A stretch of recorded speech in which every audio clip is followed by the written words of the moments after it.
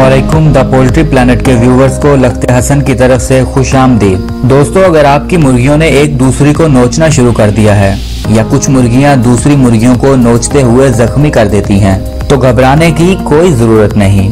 हम इस वीडियो में न सिर्फ इस मसले का हल बताएंगे बल्कि वो तमाम वजूहात भी आपके सामने लाएंगे जो मुर्गियों में इस कैफियत का बायस बनती हैं। वीडियो के आगाज से पहले द पोल्ट्री प्लैनेट के मोअज़्ज़ज़ नाज़रीन से इल्तमास है कि वीडियो से मुकम्मल इस्तिफादा हासिल करने के लिए वीडियो को आखिर तक जरूर देखिएगा। नाज़रीन, पोल्ट्री में मुर्गियों के पर नोचने, काटने या दूसरी मुर्गियों को जख्मी कर देने वाली इस कैफियत को कैनिबलिज्म कहा जाता है। कैनिबलिज्म वैसे तो बहुत सारे परिंदों की फितरत में ही पाई जाती है, लेकिन ये उस वक्त तक एक्टिव नहीं होती जब तक कोई परिंदा दूसरे परिंदे के खून या गोश्त का जायका न चख ले। नाज़रीन, आपने देखा होगा कि बाज़ दफा एक परिंदा बाकी तमाम परिंदों को काटना शुरू कर देता है, और अगर तमाम परिंदे कैनिबल हो जाएं, तो वो किसी एक जख्मी परिंदे को नोचना शुरू कर देते हैं। और बाज़ औक़ात परिंदे इस कदर शिद्दत से नोचते हैं कि मुतासरा परिंदे की मौत वाक़या हो जाती है। इस सूरत हाल में एक परिंदे का दूसरे परिंदे को नोचने का मकसद गोश्त और खून की सूरत में प्रोटीन और नमकियात का हसूल होता है।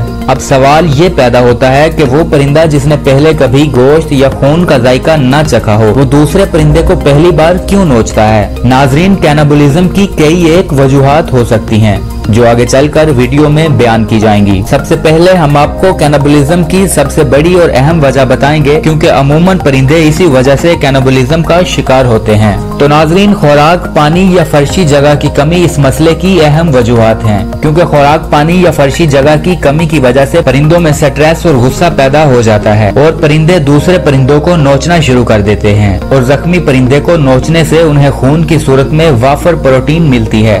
कमर्शियल फार्मिंग में ब्रूडर रूम में ज्यादा गर्मी या रश होने की वजह से भी चूजों में कैनिबलिज्म के मौका बढ़ जाते हैं। कैनिबलिज्म रंगदार परिंदों की निस्बत सफेद परिंदों में ज्यादा पाई जाती है।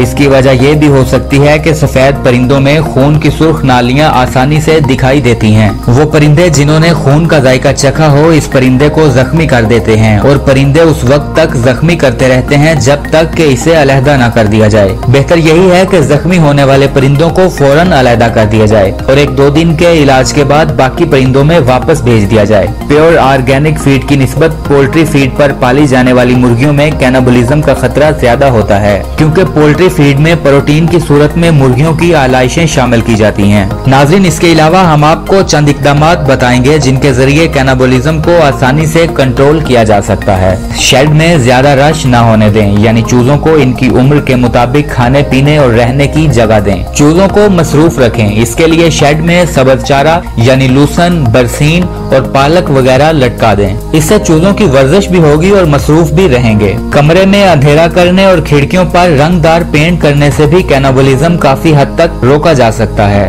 खुराक में किसी ग़िज़ाई अज्जा की कमी भी इसका सबब बन सकती है। इसके लिए चूजों को मुनासिब मिकदार में प्रोटीन, नमक और सब्ज़ चारा देते रहना चाहिए। कैनिबलिज्म को कंट्रोल करने का आसान और महफूज तरीका रोशनी के वक्फे और शिद्दत को कम करना है। इसके लिए 200 मुरब्बा फुट जगह पर एक 40 वाट का बल्ब काफी है।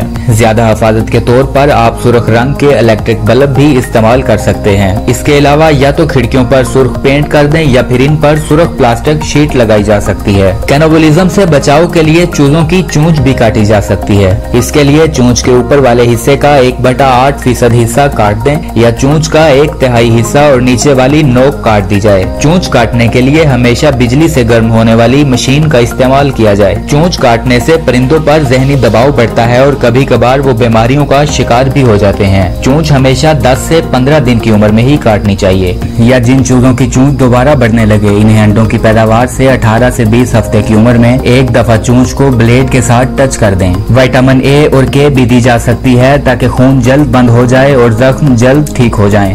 मज़ीद मालूमात के लिए आप हमारे दिए गए नंबर पर किसी भी वक्त राब्ता कर सकते हैं, क्योंकि द पोल्ट्री प्लैनेट का मकसद पाकिस्तान में कमर्शियल फार्मर्स और घरों में मुर्गियां पालने वाले अफराद की मुआवनत और पोल्ट्री में जदीद साइंसी असूलों के मुताबिक बुनियादी मालूमात फराहम करना है, और हम इस मकसद की तकमील के लिए हमा वक्त तैयार हैं। आप भी इस प्लेटफॉर्म को मजीद बेहतर बनाने के लिए अपनी कीमती राय का इजहार कमेंट सेक्शन में जरूर कीजिएगा, और हमारी हौसला अफजाई के लिए वीडियो को लाइक करें, दोस्तों के साथ शेयर करें और चैनल को सब्सक्राइब करते हुए बेल आइकॉन पे जरूर क्लिक करें।